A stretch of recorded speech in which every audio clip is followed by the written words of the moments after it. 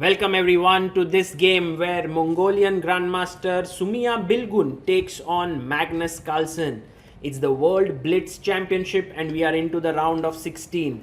Bilguun had played Magnus in the rapid section and almost beaten him. Then he played the last game with the black pieces against Magnus in Blitz and got outplayed in the London system. And now he has the white pieces. So it's the third game against Magnus for him. And I think it's a very fantastic thing for Bilguun to be able to play the best player on the planet 3 times. Magnus starts the clock, opens e4, g6, the modern system. Bilguun takes the center, d6 played, knight to c3 and c6. You can see how Magnus is not committing his pawns or pieces and is just playing simple chess. This is maybe like the Pirc, but the Czech Pirc perhaps is what the name is. Knight f3. White keeps it simple. He wants to bring out all his pieces. Magnus brings his knight on d7. Bishop comes out to d3. And now bishop to g7. Pawn is pushed so that there is no knight g4 ideas in the air. And Magnus plays his pawn to e5. The bishop on d3 is slightly misplaced, but it is protecting the pawn on e4. And now Bilguun has to decide whether he wants to take on e5 or he just wants to castle. He takes and clarifies the situation in the center. Magnus takes back. Queen d2 with the idea of bishop h6. He plays his queen to e7. And now short castle seems like the most natural way to continue. And the position is slightly better for white. He can go a4, a5, try to gain some space. Bishop h6 is on the cards. And that's what Bilguun is thinking here, that should he go short castles. But there is also a long castle approach in the position, although I'm not a big fan of it because black has these pawns quickly marching down the board. And you really need to be careful about it, but he does long castle. And now Magnus has to decide whether he starts hurling his pawns down the board or does he just castle. He first goes knight c5, putting pressure here. Bilguun offers the bishop trade on g7. Now Magnus can take here, but he can also castle it out.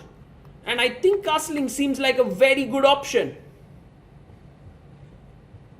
Yes, he does castle. He does castle here, but you have to be careful with the h4, h5 moves. With the rook looking here and the queen planning to join in, it can become some kind of an attack in this position. Bilguun takes, king takes, and h4 does look tempting, but it weakens the g4 square. He does play h4 and look at the speed with which Magnus plays his bishop here, stopping h5. When it comes to positional chess, there's no one better than Magnus Carlsen. Queen e3, just improving the position of the queen. It's time for Magnus to push his pawn to b5. He plays it. Excellent chess. King b1 and now b4 is what he might be on thinking, or even a5. Magnus right now has close to 2 minutes 20 seconds. He goes a5 and he's so comfortable in his position. He really enjoys it because white has no counterplay. h5 is not coming. All the pieces are actually doing not much. And black is threatening b4, a4, b3. Knight goes to e2 and Magnus pushes his pawn even further. a4. You can see how the world number 1 is putting pressure on his opponent. It's just phenomenal. Out of a very equal position where white has maybe made very subtle errors. This move h4, just weakening the g4 square was all that Magnus needed. And then he's all over his opponent. What should white be doing here? He has to maybe give up a pawn. Knight h2 is one idea. Knight d2 I'm thinking. But it's not that great.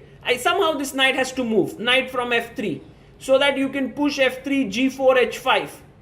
That's the point. He goes knight h2 attacking the bishop. The bishop can now take on e2. Yes, he does. Queen e2 is the normal move because then the e4 pawn is defended. But after queen e2 we still go a3. He goes bishop e2. And maybe his point is if you take here, then he wants to go g4, h5, but look at Magnus's move.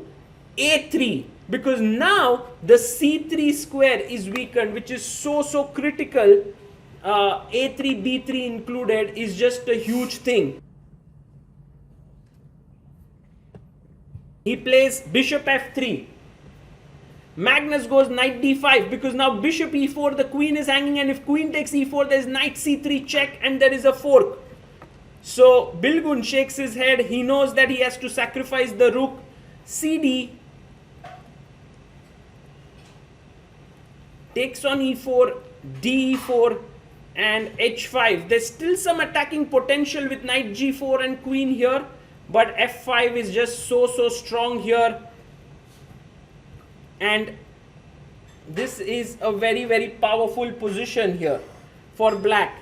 Bilguun can already resign here with a safe conscience, but he goes knight g4. Very tricky move. He's basically saying, if you take here, I'm going to take on g6, queen h6 and try to create play. Magnus, you can't fool him. Just like that, hg6 and h5. I love this move that Magnus has come up with. Such a nice move. And the point is, if rook takes h5, there is rook h8 that he wants to do. And this is tremendous play by Magnus Carlsen. The accuracy of this game is just fantastic from his end. Rook h8, rook h7 check, takes, pawn takes, and now don't fall for king takes pawn, because check and you will lose the rook. Goes rook d8, king comes to c1, preventing rook d1, mate. And I like how Magnus takes time in such positions and calmly plays his king to h8. The pawn protects the king. All is well. If you play queen takes e4, there is queen g5 check.